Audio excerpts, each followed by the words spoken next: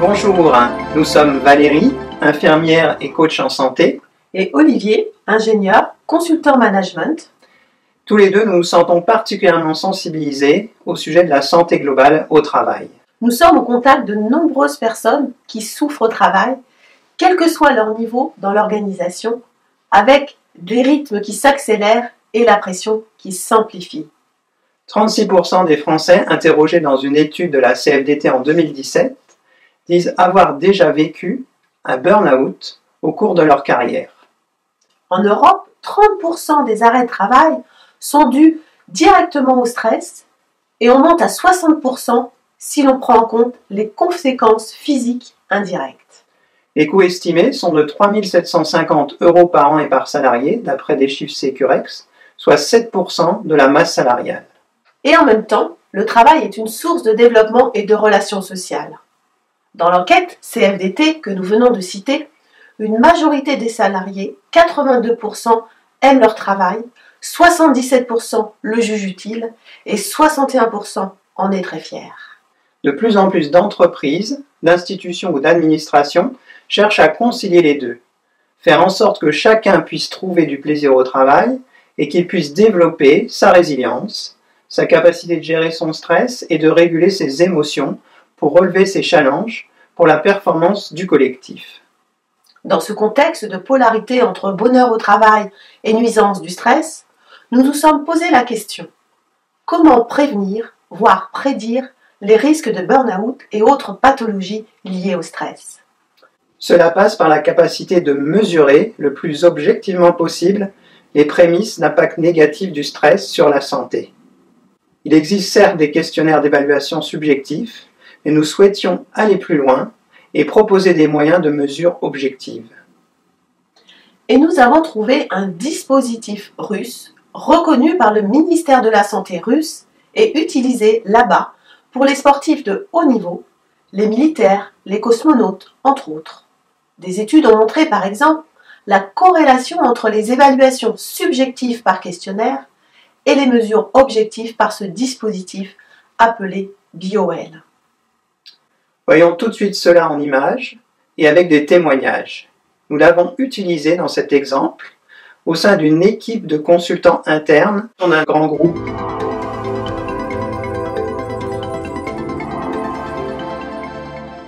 Le BioL est une caméra qui permet de voir les photons émis par nos doigts dans le spectre ultraviolet en utilisant ce qu'on appelle l'effet Kirlian ou GDV. Vous ne le saviez peut-être pas, mais chacune de nos cellules émet de la lumière ultraviolette. Et l'intensité et la cohérence de ces sources lumineuses donnent des informations très utiles sur notre santé globale. Une mesure rapide avec 2 doigts permet d'obtenir en 1 minute, de façon fiable, le niveau de stress, d'énergie et d'équilibre nerveux de la personne. On peut faire aussi une mesure plus complète avec 10 doigts pour avoir plus d'éléments sur la santé psychologique et émotionnelle de la personne. Un algorithme permet de reconstituer le champ électrophotonique émis par l'ensemble du corps, à partir de celui des 10 doigts. On peut en tirer des éléments très fins sur ce qui nuit à l'équilibre de la personne. J'ai envie de faire ce bilan énergétique parce que j'ai trouvé la méthode très innovante et en plus incluant un appareil de mesure, etc. Donc un côté high-tech à la méthode et à la démarche que j'ai trouvé scientifiquement plutôt du coup intéressante et stable et pertinente. Ce que ça a donné, c'est que ça allait plutôt bien et je me sentais déjà plutôt bien. Donc ça m'a rassuré, ça m'a conforté dans le fait que ce que je faisais en fait au quotidien pour aller bien, ça se voyait en fait tout simplement. Mon niveau de stress qui était limite à l'anxiété et qui était du coup une conscience de ce sujet-là, un niveau d'énergie qui était à la base plutôt bas et qui faisait poser questions, enfin qui m'a fait poser questions sur de prendre plus soin de moi sur ces thématiques-là pour préserver ma santé et mon bien-être au travail. C'est un environnement sécurisé. Les échanges, c'est des échanges entre nous, c'est anonyme, ça reste un moment privilégié. Voilà. Donc il y a de la sécurité, quoi. Il y une espèce de protection. C'est pas intrusif, il n'y a pas de questions sur ma vie privée, il n'y a pas, voilà, il y a rien qui soit... j'ai pas eu besoin de me dévoiler de quoi que ce soit, quoi. Et les choses que ça m'a renvoyé, c'était des choses qui m'ont parlé. Et j'avais même pas besoin de le valider. Suite à ce bilan, pour ceux qui en ont besoin, des pistes de rééquilibrage psychologique et émotionnel sont proposées. Il s'agit pour nous de responsabiliser chacun d'entre nous pour justement développer ces gestes de santé de manière personnelle, pour pouvoir les appliquer ensuite au niveau de son travail. Directement suite aux mesures, une musique rééquilibrante, personnalisée, peut être proposée à écouter régulièrement durant une semaine. Vous pouvez voir ici l'effet après une seule écoute.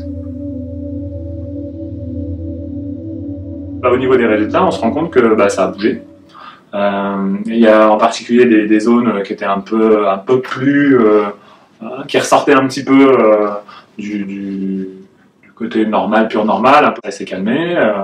Je me sens plus sereine, donc on voit en effet l'effet que ça a. En dehors de l'auto-persuasion, il y a un effet quand même sur le corps et les énergies. Il y a quelque chose qui s'est produit. C'est pas du détachement au sens détachement, j'en ai plus rien à faire de rien, mais de la prise de recul, mais qui est pas une prise de recul mentale, qui est plus une prise de recul que je sens. C'est-à-dire que je sais pas comment expliquer ça. Dans son corps, de temps en temps, on sent des trucs, quoi. Et j'ai l'impression qu'il s'est passé quelque chose. Et de le vivre à l'intérieur, ça a un impact sur l'extérieur. C'est-à-dire que je suis plus calme. Voilà. Même en réunion, etc., je suis plus posé, alors que je suis un tempérament extraverti. Voilà, et je trouve que je suis plus calme. Mais aussi pour aller plus loin et permettre à chacun de gérer son stress, réguler ses émotions et développer sa résilience, nous pouvons transmettre, grâce à des programmes de formation en présentiel et ou en e-learning, des techniques de cohérence cardiaque, de psychologie énergétique et de méditation. Il s'agit là d'une bonne partie des outils abordés dans notre guide de la santé globale, paru chez Larousse. Je le vois pour des directions qui voient qu'il y a un mal-être ou un risque de mal-être, parce qu'il y a énormément de stress, de pression dans certaines équipes.